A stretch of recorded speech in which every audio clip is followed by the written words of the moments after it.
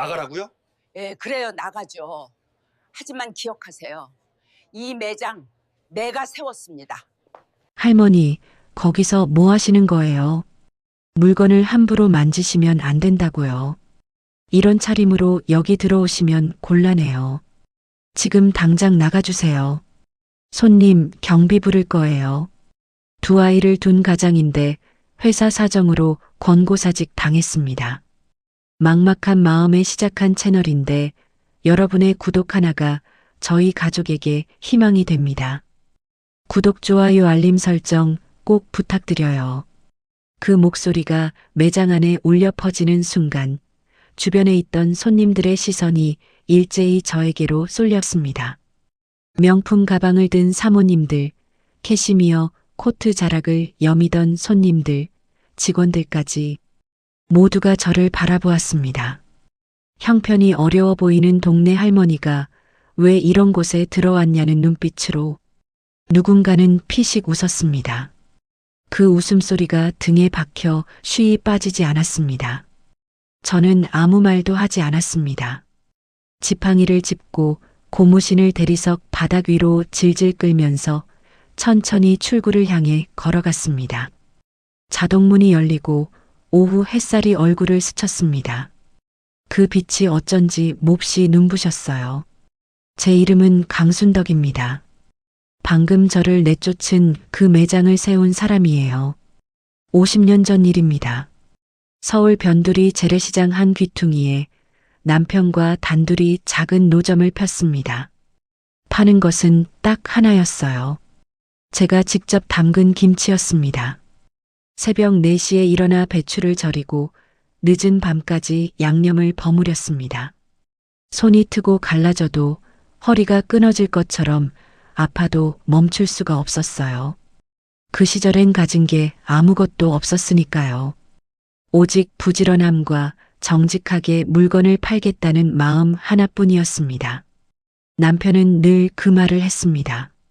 라디오에서 노래가 흘러나오듯 자연스럽게 마치 숨 쉬듯이 장사는 신용이야. 한번 잃으면 끝이야. 그 말이 귀에 딱지가 않도록 들렸는데 저는 그때마다 고개를 끄덕이면서도 깊이 새기지 못했던 것 같습니다. 지금 이 나이가 되어서야 그 말의 무게가 뼛속까지 느껴지니 말이에요. 그 작은 김치 노점이 지금의 금빛 마당이 되었습니다. 서울 안에서도 손꼽히는 청담동 한복판에 대리석 외벽과 금빛 간판을 달고 선 이 건물이 그 시작이었어요. 수입 과일부터 전통 발효식품까지 최고의 재료만을 취급하는 프리미엄 식품관으로 이름을 알렸습니다. 지점이 3개로 늘어났고 직원 수만도 200명이 넘었습니다. 남편이 세상을 떠난 뒤에도 저는 이 매장을 지키는 것이 그에 대한 가장 큰 예의라고 생각했어요. 그런 제가 오늘 낡은 몸빼바지를 입고 이 자리에 나타난 데는 이유가 있었습니다. 아침 일찍 비서실에서 준비해 둔 옷 중에 가장 형편없어 보이는 것을 골라 입었습니다.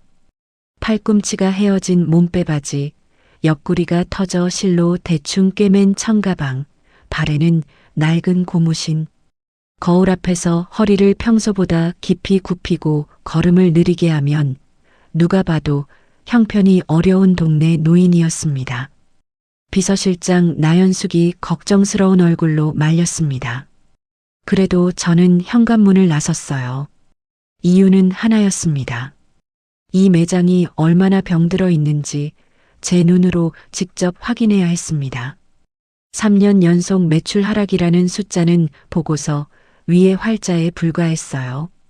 직원 민원 기록도 납품 불량 건수도 서류 위에서는 실감이 나지 않았습니다. 손님들이 어떤 대우를 받고 있는지 50년 전 처음 가게를 열었을 때의 그 마음이 지금 이 매장에 단 한 조각이라도 남아 있는지 제 몸으로 확인해야 했습니다. 그래서 왔고 그래서 쫓겨났습니다. 매장 밖 햇살 아래 서서 저는 쉽게 발걸음을 옮기지 못했습니다. 화가 나지 않았다고 하면 거짓말이겠지요. 하지만 그 화는 뜨겁게 끓어오르는 종류가 아니었습니다. 오히려 마음 아주 깊은 곳에서 차갑고 조용하게 단단한 무언가가 자리를 잡기 시작하는 느낌이었어요. 아직 화낼 때가 아니었습니다. 화는 제대로 낼 준비가 되었을 때 단 한 번만 내는 것이 가장 무섭습니다. 저는 매장 입구를 등지고 서서 천천히 숨을 고릅니다. 반드시 돌려놓겠다고 조용히 다짐했습니다. 매장 밖 계단 끝에 서서 저는 잠시 눈을 감았습니다. 매장 안에서 보낸 1시간이 머릿속에서 천천히 되감겼습니다. 처음 도착했을 때부터 쫓겨나기까지 제가 보고 듣고 느꼈던 것들이 하나씩 선명하게 되살아났어요. 금빛마당 청담점의 외관은 여전히 화려했습니다. 대리석으로 마감한 외벽이 오후 햇살을 받아 눈이 부실 만큼 번쩍였고 금빛 간판 아래로 외제차들이 줄지어 주차되어 있었습니다. 자동문이 열릴 때마다 냉기와 함께 세련된 향이 흘러나왔고 내부에는 수입 과일과 프리미엄 발효 식품들이 조명 아래 보석처럼 진열되어 있었어요. 겉으로만 보면 이보다 더 완벽한 매장은 없어 보였습니다. 하지만 저는 알고 있었어요. 화려한 외관이 늘 내부의 진실을 가리는 법이라는 것을. 입구에서 가장 먼저 눈에 들어온 것은 점장 오재석이었습니다. 양복을 빳빳하게 다려입고 자동문 옆에 서 있는 그 사람은 들어오는 손님 한 명 한 명을 눈으로 훑어보고 있었습니다. 손목을 봤습니다. 시계 브랜드를 확인한 것입니다. 그 다음에는 어깨를 봤습니다. 가방 로고를 읽은 것이었어요. 그렇게 1초도 되지 않는 시간 안에 손님의 등급을 매기고 옆에 선 직원에게 속삭였습니다. 저는 그 속삭임이 어떤 내용인지 굳이 가까이서 듣지 않아도 알 수 있었어요. 손님을 사람으로 보는 눈빛이 아니었으니까요. 물건의 가격을 감정하는 눈빛이었습니다. 저는 발걸음을 늦추며 매장 안으로 들어갔습니다. 직원들의 시선이 저를 차갑게 스쳤습니다. 어서 오세요 라는 말도 도움이 필요하시면 말씀해 주세요 라는 말도 없었습니다. 낡은 몸빼바지와 청가방을 든 노인은 그들에게 투명 인간이나 다름없었어요. 각자 바쁜 척하며 저를 모른 채 했습니다. 그 사이에서 유독 눈에 띄는 청년이 하나 있었습니다. 오재석 바로 옆에 서 있는 직원이었어요. 이름표에 박민준이라는 이름이 적혀 있었습니다. 아직 정규직 전환 전이라는 표시가 이름표 아래에 작게 붙어 있었어요. 그 청년이 하는 행동을 보면서 저는 자신도 모르게 걸음을 멈추었습니다. 비싼 가방을 든 손님에게 허리를 숙여 인사하는 것과 꼭 같은 각도로 천가방을 든 어르신에게도 인사했습니다. 캐시미어 코트를 걸친 분에게 건네는 미소와 똑같은 미소로 낡은 점퍼를 입은 할아버지에게도 웃었어요. 어느 손님 한 명을 특별 대우하는 법이 없었고 어느 손님 한 명을 소홀히 대하는 법도 없었습니다. 저는 50년 전이 생각났습니다.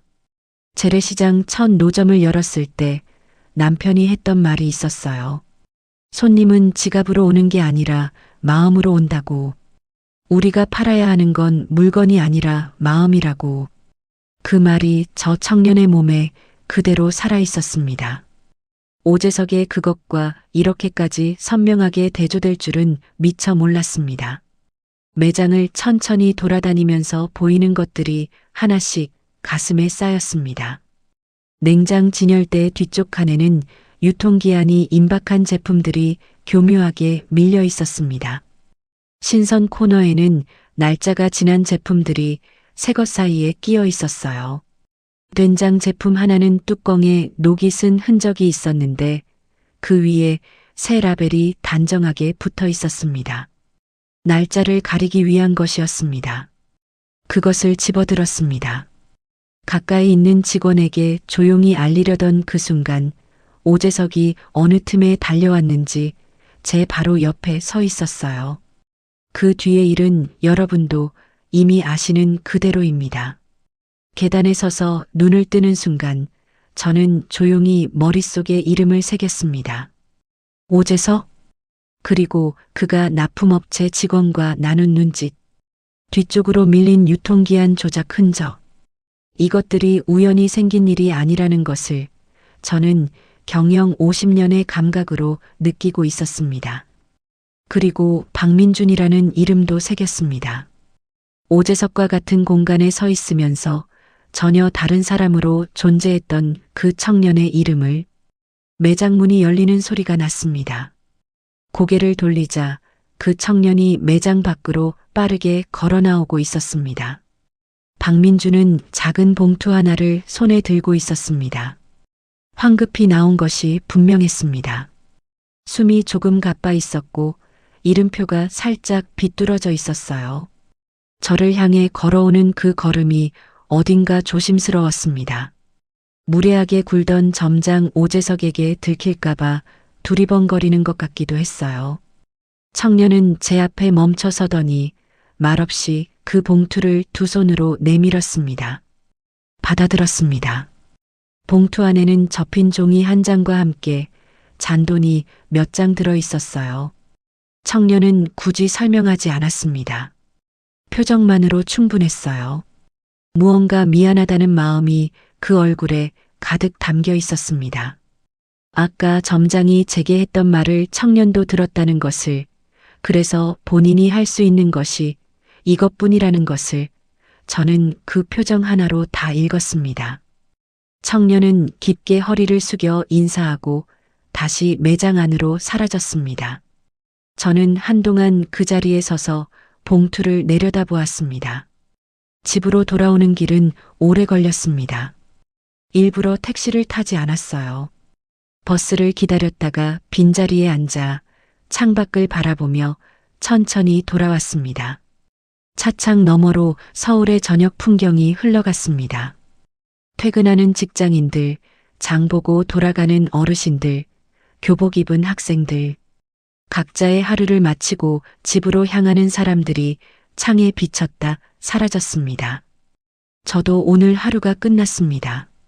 하지만 제 마음속에서는 무언가가 이제 막 시작되는 느낌이었습니다. 집에 돌아와 몸빼바지를 벗고 평소 입는 옷으로 갈아입었습니다. 비서실장 나연숙에게 오늘 있었던 일을 간략하게 전하고 저녁 식사도 마치고 나서야 그 봉투를 다시 꺼냈습니다. 방 안의 조명 아래에서 봉투를 조심스럽게 열었어요. 접힌 종이를 펼쳤습니다. 필체가 정갈했습니다. 또박또박 힘을 주어 쓴 글씨였어요. 내용은 길지 않았습니다. 아까 매장에서 불편하셨을 텐데 도와드리지 못해서 죄송하다는 말이 있었고, 앞으로 다시 매장을 이용하실 일이 생기면 자신을 찾아달라는 말이 있었습니다.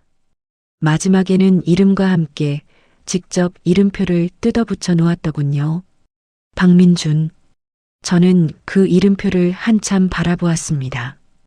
50년 전 재래시장에서 처음 가게 문을 열던 날이 생각났습니다. 그날도 아무것도 없었습니다. 변변한 간판도 번듯한 진열대도 없었어요. 나무 선반 3개에 직접 담근 김치 몇 통을 올려놓고 오가는 사람들에게 한번 맛 봐달라고 부탁했습니다. 돌아보는 사람보다 그냥 지나치는 사람이 훨씬 많았어요. 그래도 멈추지 않았습니다. 남편이 옆에서 웃고 있었으니까요. 저 청년도 웃고 있었습니다. 오재석 점장 옆에 서서 가방 브랜드로 등급을 매기는 사람 바로 옆에 서서 그것과는 전혀 무관하게 자신의 방식대로 손님을 대하고 있었습니다. 그 웃음의 종류가 50년 전 남편의 그것과 어딘가 닮아 있었어요. 종이를 조심스럽게 접어 서랍 안에 넣었습니다. 이름표는 그대로 두었습니다. 저는 이날 밤 오래 잠들지 못했습니다. 매장에서 보고 느낀 것들이 자꾸 눈에 밟혔어요. 쫓아내는 손짓, 비웃는 얼굴들, 뒤쪽으로 밀린 유통기한 조작 흔적들, 그리고 그 모든 것들 한가운데서 허리를 깊이 숙여 인사하던 한 청년의 모습이 오래도록 지워지지 않았습니다. 무언가를 해야 한다는 생각이 밤이 깊어질수록 더욱 선명해졌습니다. 며칠이 지났습니다. 저는 다시 청담동으로 나왔습니다. 이번에는 변장을 하지 않았습니다. 평소에 입는 단정한 외출복 차림으로 집을 나섰어요. 금빛마당 청담점에 들어갈 생각은 없었습니다. 다만 그 근처를 걷고 싶었습니다. 그냥 보고 싶었어요. 이 건물이 어떤 얼굴로 서 있는지, 손님들이 어떤 표정으로 드나드는지, 매장 맞은편 공원 벤치에 앉아 한동안 건물을 바라보았습니다. 점심시간이 가까워지면서 매장 출입이 잦아졌어요. 정장 차림의 직장인들, 유모차를 끄는 젊은 어머니들, 장 보러 나온 동네분들, 자동문이 열렸다 닫혔다를 반복했습니다. 그때 매장 옆 골목 쪽으로 익숙한 실루엣이 나왔습니다. 박민준이었습니다. 점심 교대 시간인 듯 사복은 아니고 유니폼 그대로 작은 주먹밥 하나를 손에 들고 걸어 나왔어요. 벤치를 찾는 것 같았습니다. 그러다가 저와 눈이 마주쳤습니다. 청년은 잠깐 멈췄습니다. 며칠 전 매장에서 봤던 그 할머니가 여기 앉아 있다는 사실이 의아했겠지요. 그래도 그 청년은 자연스럽게 걸어와 옆자리에 앉아도 되겠냐고 눈짓으로 물었습니다. 저는 고개를 끄덕였습니다. 한동안 둘 다 말이 없었습니다. 청년은 주먹밥을 조심조심 먹었고 저는 건물을 바라보았어요. 청년이 먼저 말을 꺼냈습니다. 며칠 전에 자신이 건넨 봉투를 받으셨냐고 했습니다. 저는 잘 받았다고 했습니다. 그러자 청년이 안도하는 표정을 지었어요. 그 표정이 얼마나 순수하던지 저는 속으로 피식 웃음이 났습니다. 이런저런 이야기가 오갔습니다. 주로 청년이 말하고 저는 들었어요. 청년은 지방 출신이었습니다. 고향이 경남이라고 했어요. 어머니와 둘이 살았는데 어머니가 심장 수술을 받아야 했고 수술비가 1,200만 원이 넘었습니다. 이 일을 시작한 이유가 거기 있었어요. 아르바이트로는 감당이 안 되니까 정규직이 되어야 했고 정규직이 되면 회사 의료보험 혜택으로 어머니 치료비 일부를 해결할 수 있다고 했습니다. 지금 딱 한 달만 더 버티면 정규직 전환 평가가 있다고요. 저는 그 말을 들으면서 말없이 건물을 바라보았습니다. 한 달. 그 말이 묘하게 마음에 걸렸어요. 아들이 생각났습니다. 일찍 세상을 떠난 아들. 살아 있었다면 저 청년과 비슷한 나이였을 것입니다. 어머니를 위해 길을 쓰고 일하던 저 모습이 살아 있었다면 그 아이도 저렇게 살았을 것 같다는 생각이 들었어요. 눈 뒤가 뜨거워지는 것을 느꼈습니다. 얼른 시선을 돌렸습니다. 청년은 계속 이야기를 이어갔습니다. 점장에게 눈치를 많이 받는다고 했어요. 계약직은 어차피 다 바뀔 거라는 말을 수도 없이 들었다고 했습니다. 그래도 그만두지 않은 이유를 청년은 소박하게 말했어요. 손님들이 매장을 나설 때 웃고 나가면 그게 그냥 좋다고 했습니다. 특별한 이유가 있어서가 아니라 그냥 좋다고요. 저는 그 말을 듣는 순간 남편 생각이 났습니다. 남편도 꼭 저런 말을 했거든요. 손님이 웃으면 나도 웃게 된다고. 그게 장사의 전부라고. 자리에서 일어서려는데 청년이 갑자기 생각난 듯 말했습니다. 언젠가 시간이 되시면 된장찌개 한번 끓여드리고 싶다고요. 어머니 드리려고 연습하는 중인데 할머니한테 먼저 맛을 보여드리고 싶다고 했습니다. 그 말이 어찌나 엉뚱하고 귀엽던지 저는 그냥 웃었습니다. 그래, 끓여줘. 맛있으면 또 먹으러 올게. 그 말을 하고 나서 저는 벤치에서 일어섰습니다. 청년이 허리를 깊이 숙여 인사했고 저는 천천히 공원을 나왔습니다. 등 뒤에서 자동문 소리가 들렸습니다. 청년이 다시 매장으로 들어가는 소리였어요. 저는 집으로 돌아오는 내내 생각했습니다. 저 청년을 지켜야 한다고.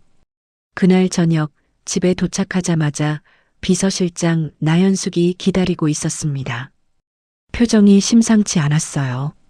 앉으시라는 말을 먼저 하는 사람이 나연숙이 아닌데 그날은 제가 소파에 앉기도 전에 먼저 의자를 권했습니다. 오랫동안 곁에서 일해온 사람이라 그 표정 하나만으로도 보고 내용이 좋지 않다는 것을 알 수 있었습니다. 사실은 이 모든 일이 며칠 전부터 이미 계획된 것이었습니다. 저는 금빛마당 청담점을 찾기 며칠 전 비서실장을 통해 조용히 소문을 하나 흘렸습니다. 로열이 아니라 금빛마당의 명예회장 강순덕이 치매 증세를 보이다 행방불명이 되었다는 소문이었어요. 물론 사실이 아니었습니다. 제가 직접 만든 헛소문이었어요. 오직 하나를 확인하기 위해서였습니다. 그 소문이 퍼졌을 때 주변에 누가 어떻게 움직이는가. 나연숙의 보고는 예상했던 그대로였습니다. 아니, 예상보다도 더 빨랐습니다. 제 조카 강태희, 제 남동생의 외동딸로 어릴 때부터 제가 사랑으로 키운 아이였어요. 명예회장인 제 뒤를 이어 이사 자리를 한 자리 꿰차고 회사 안팎으로 얼굴을 넓혀왔습니다. 제가 무탈한 동안에는 항상 곁에 있었습니다. 명절마다 찾아오고 경영 관련 회의에도 빠지지 않았어요. 그 아이가 제가 사라졌다는 소문이 돈지 이틀도 채 되지 않아 움직이기 시작했습니다. 이사진 3명을 개별적으로 만났습니다. 장소는 매번 달랐지만 내용은 하나였어요. 지금이 기회라는 말이었습니다. 명예회장이 경영에 복귀하기 어려운 상태가 됐으니 이 기회에 매장 3곳을 사모펀드 블루리버 캐피탈에 매각하는 방향을 잡자는 것이었어요. 서류도 이미 손질이 되어 있었습니다. 강태희가 위임장 서류에 직접 서명을 해두었는데 나연숙이 그 사본을 손에 넣었습니다. 저는 그 보고를 들으면서 오랫동안 아무 말도 하지 않았습니다. 50년입니다. 남편과 함께 새벽부터 밤까지 일하며 세운 것이 금빛마당이에요. 손이 트고 허리가 굽어도 남편이 먼저 세상을 떠난 뒤에도 이 매장을 지켜온 것은 그것이 단순한 사업체가 아니었기 때문입니다. 남편과의 약속이었으니까요.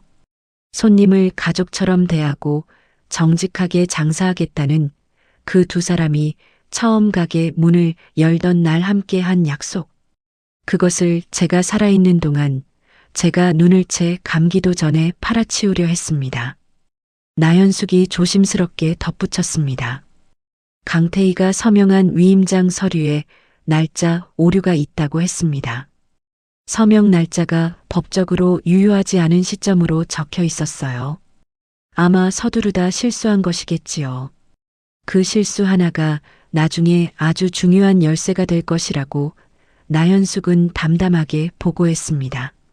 저는 창밖을 바라보았습니다. 늦은 밤의 서울은 불빛으로 가득했습니다. 저 불빛들 가운데 어딘가 금빛마당 청담점도 지금 이 시간을 보내고 있을 것입니다. 그리고 그 매장 어딘가에는 오늘도 오재석이 있을 것이고 내일 아침이면 박민준도 출근해서 허리를 숙여 인사할 것입니다. 저는 천천히 생각을 정리했습니다. 오재석의 비리, 강태희의 야심, 그리고 민준이 한 달 뒤에 받게 될 정규직 전환평가. 이 3가지가 전부 연결되어 있다는 것을 저는 경영 50년의 감각으로 느끼고 있었습니다.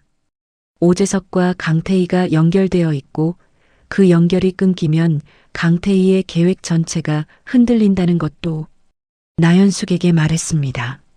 아직 아무것도 막지 말라고. 그냥 두라고. 더 볼 것이 있다고요.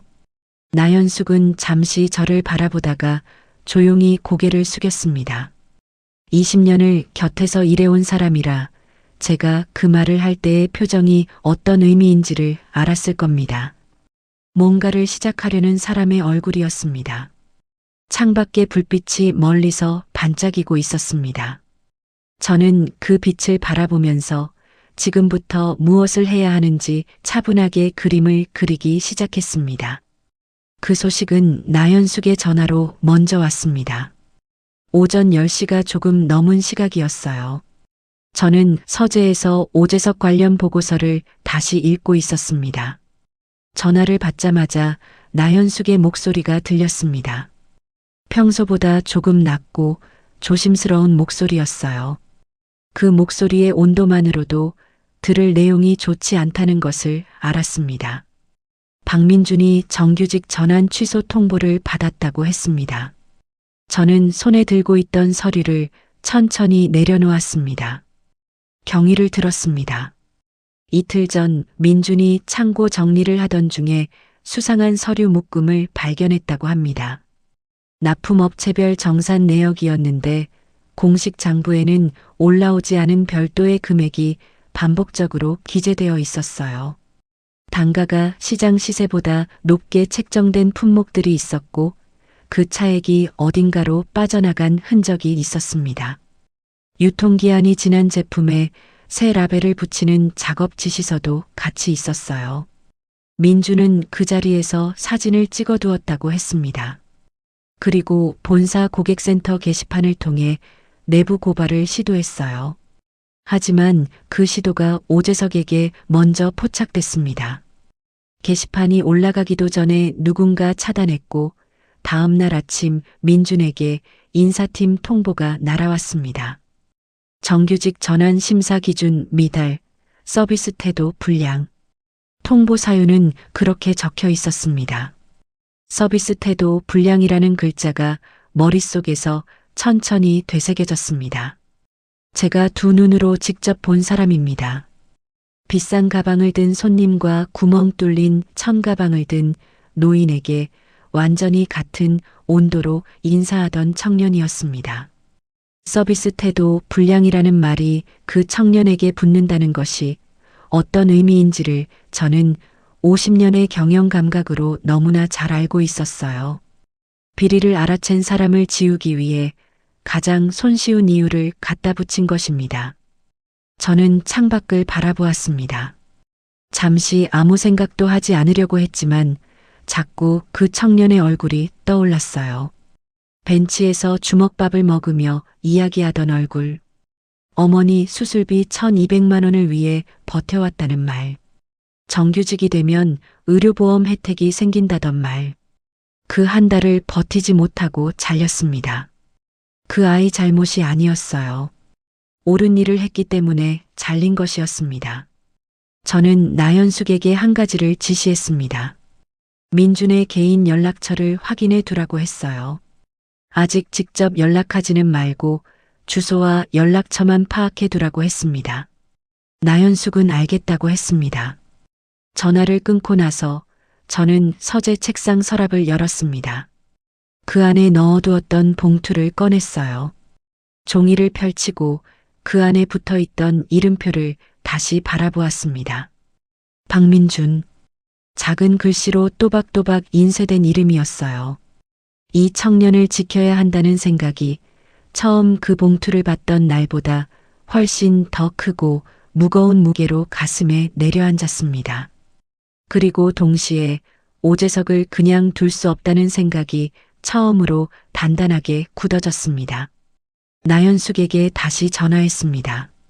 오재석 관련해서 확보해 놓은 증거들, 납품 비리 관련 서류와 영수증, 유통기한 조작 현장, CCTV 확인 경로 전부 법무팀으로 넘기라고 했습니다. 이제 볼 것은 다 봤습니다. 더 기다릴 이유가 없었습니다. 꽃은 가져가지 않았습니다. 남편이 생전에 늘 했던 말이 있었어요. 꽃은 금방 시든다고, 차라리 맛있는 것을 가져오라고.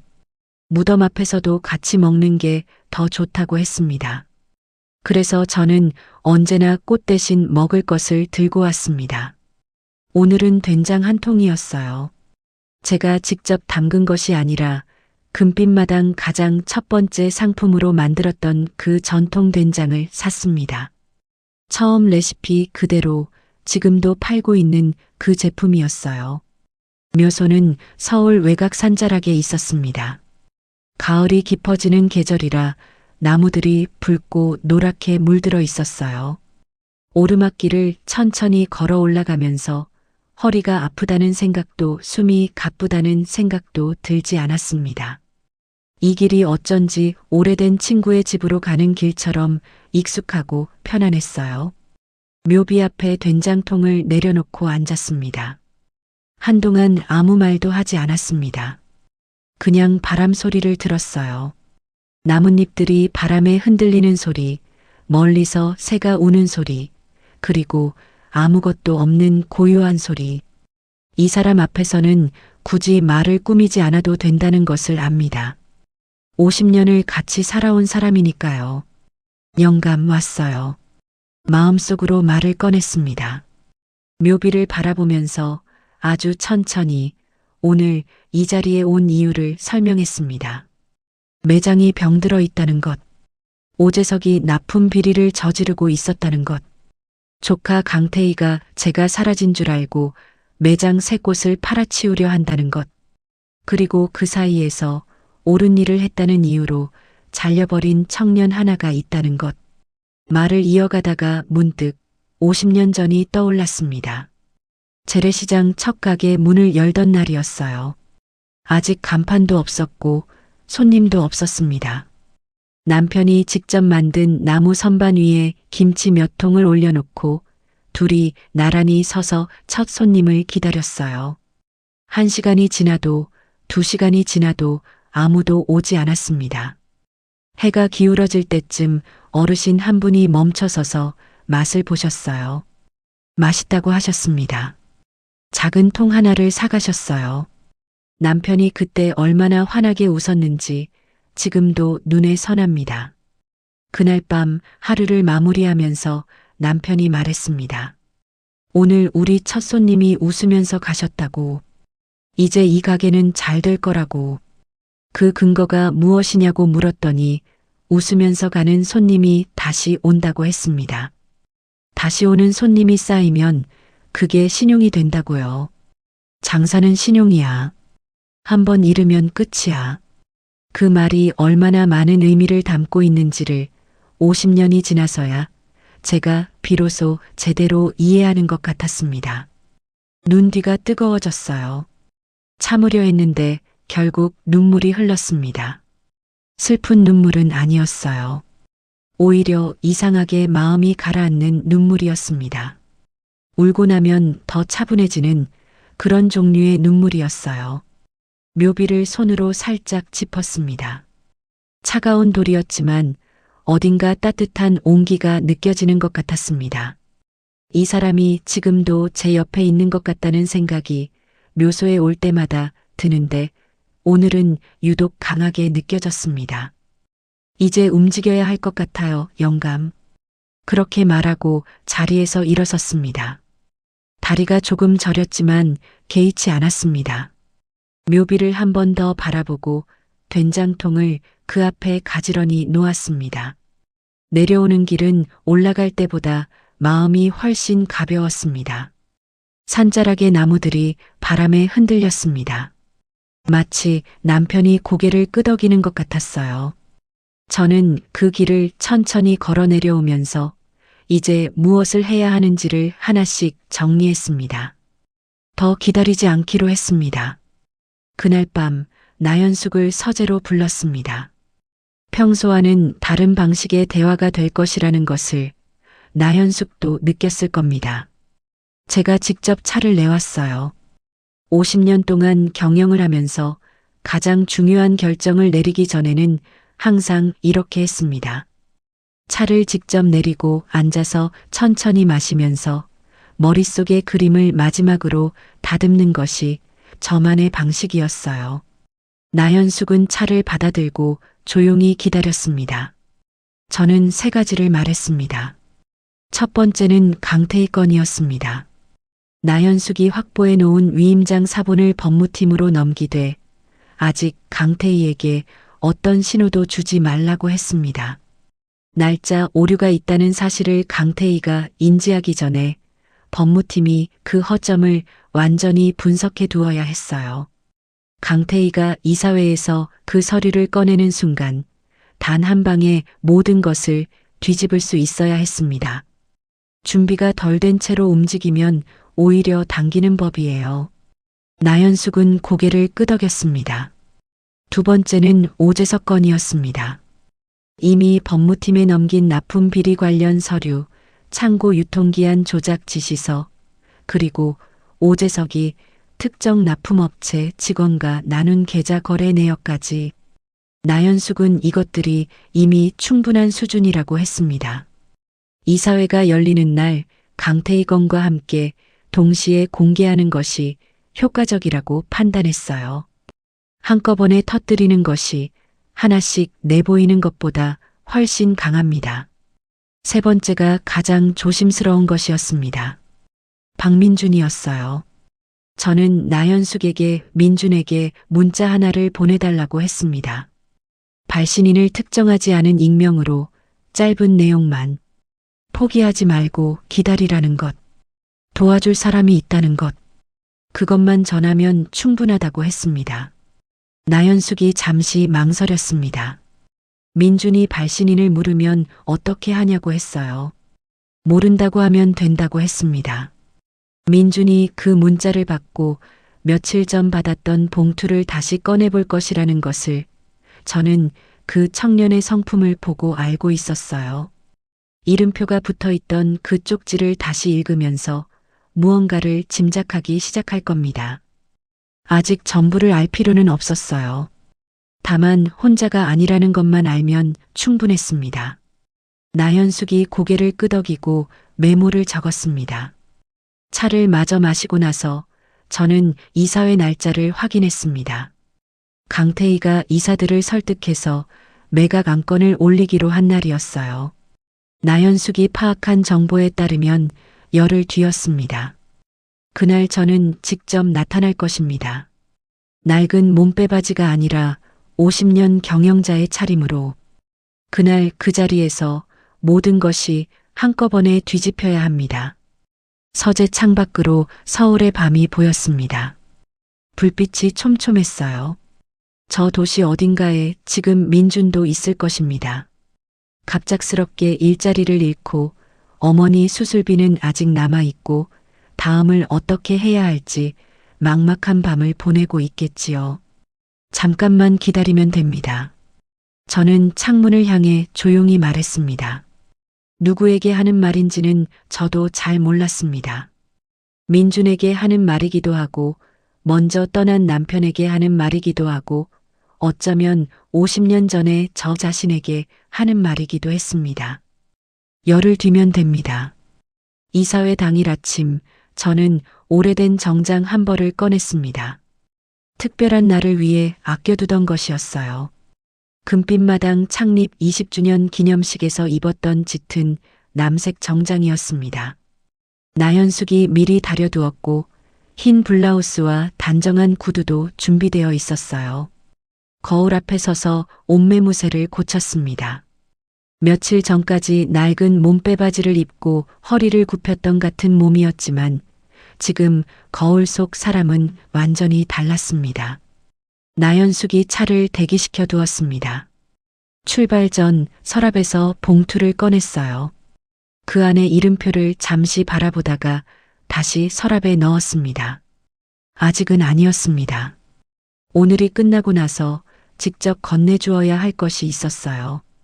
이사회실은 금빛마당 본사 건물 최상층에 있었습니다. 엘리베이터 문이 열리고 복도를 걷는데 이사회실 쪽에서 낮게 웅성거리는 소리가 들렸습니다. 회의 시작 전이라 이사진들이 335 이야기를 나누고 있었어요. 비서 한 명이 다가를 내가고 있었고 강태희는 서류를 손에 든 채 이사 한 명과 귓속말을 나누고 있었습니다. 제가 복도에 나타나는 순간 복도 안의 공기가 달라졌습니다. 먼저 알아본 것은 비서였어요. 찻잔을 들다 멈추었습니다. 그 다음은 이사 한 명이 고개를 돌렸고 그 다음은 또 한 명이 마지막으로 강태희가 저를 보았습니다. 서류를 든 손이 잠깐 멈칫했어요. 표정이 굳었습니다. 아주 잠깐이었지만 그 굳어지는 순간을 저는 똑똑히 보았습니다. 저는 아무 말도 하지 않고 회의실 문을 열고 안으로 들어갔습니다. 자리에 앉았습니다. 이사들이 천천히 따라 들어와 자리를 잡았어요. 강태희는 가장 나중에 들어왔습니다. 눈이 마주쳤지만 시선을 피하지 않았습니다. 저도 시선을 피하지 않았어요. 회의가 시작됐습니다. 강태희가 먼저 발언했습니다. 준비해 온 말이 있었겠지요. 경영 환경의 변화, 매출 하락 추세, 지속 가능한 성장을 위한 구조조정의 필요성. 말은 매끄러웠습니다. 잘 정리되어 있었어요.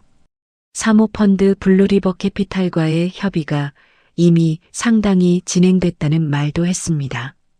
이사들이 서류를 넘기는 소리가 들렸습니다. 저는 그 순간을 기다렸습니다. 나연숙이 서류 봉투 하나를 이사들에게 돌렸습니다. 미리 준비해 둔 것이었어요. 강태희가 서명한 위임장 사본과 법무팀이 작성한 검토 의견서였습니다. 위임장에 기재된 서명 날짜는 명예회장인 제가 공식적으로 어떤 위임도 하지 않은 기간이었어요. 법적으로 효력이 없는 서류였습니다. 그리고 두 번째 봉투가 돌았습니다. 오재석 관련 서류였어요. 납품업체 비리 내역, 계좌 거래 내역, 창고 유통기한 조작 지시서, 그리고 이 모든 일이 이루어지는 동안 오재석과 강태희가 같은 납품업체 대표와 세 차례 같은 장소에서 회동한 기록까지 나연숙이 2달에 걸쳐 조용히 모아온 것들이었습니다. 이사회실이 조용해졌습니다. 저는 그 침묵 속에서 천천히 말했습니다. 내가 살아있는데 누가 내 회사를 판다는 겁니까?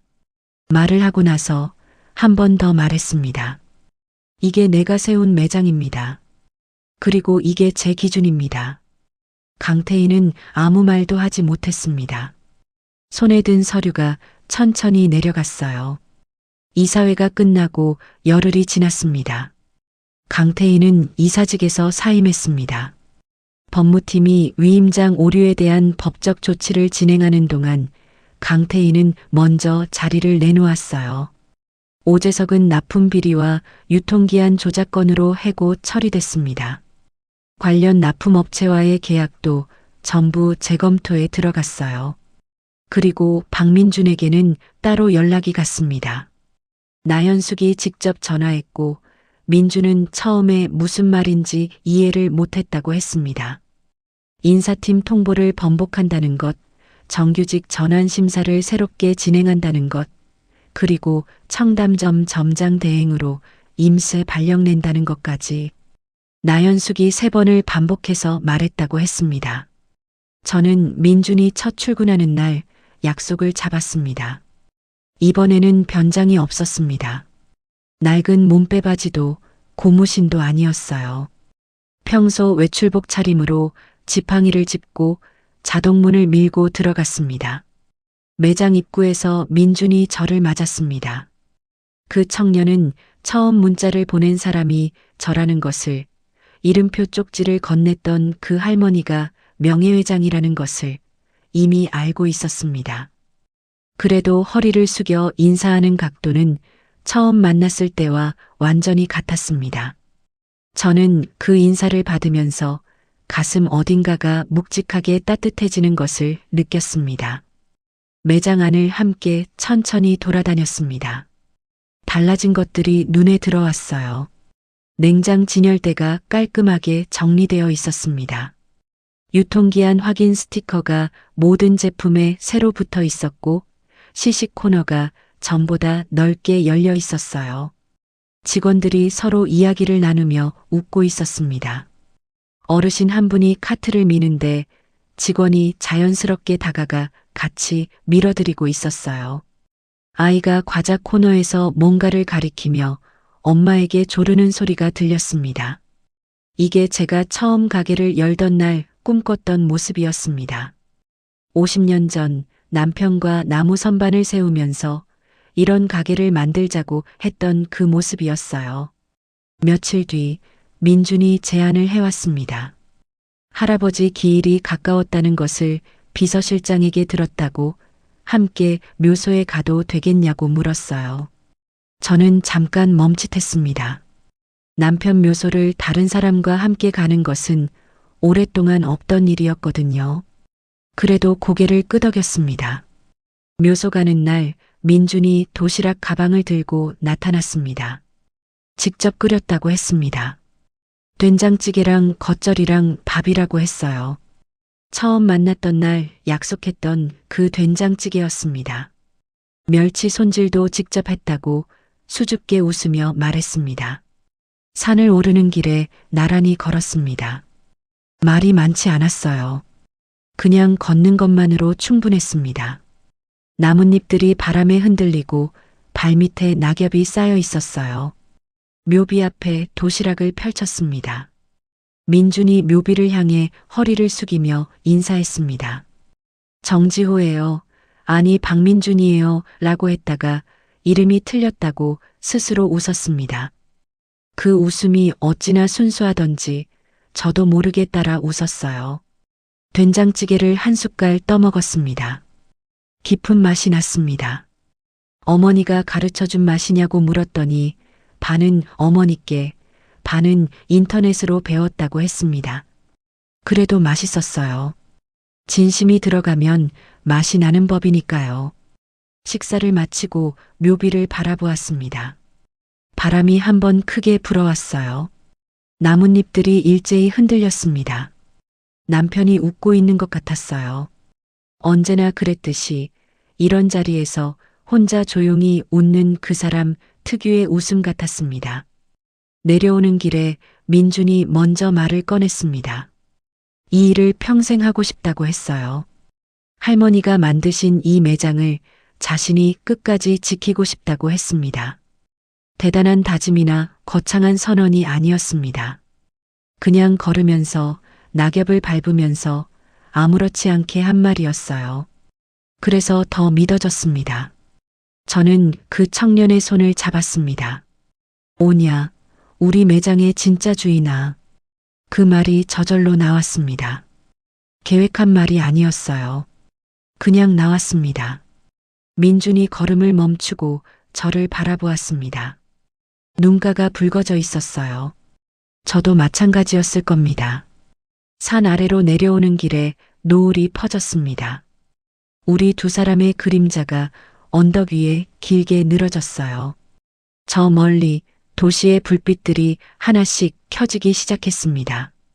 그 가운데 어딘가에 금빛마당 청담점의 금빛 간판도 지금 이 시간을 빛내고 있겠지요. 저는 민준의 손을 잡고 천천히 그 빛을 향해 걸어갔습니다. 장사는 신용이야. 한번 잃으면 끝이야. 남편의 목소리가 귓가에 맴돌았습니다.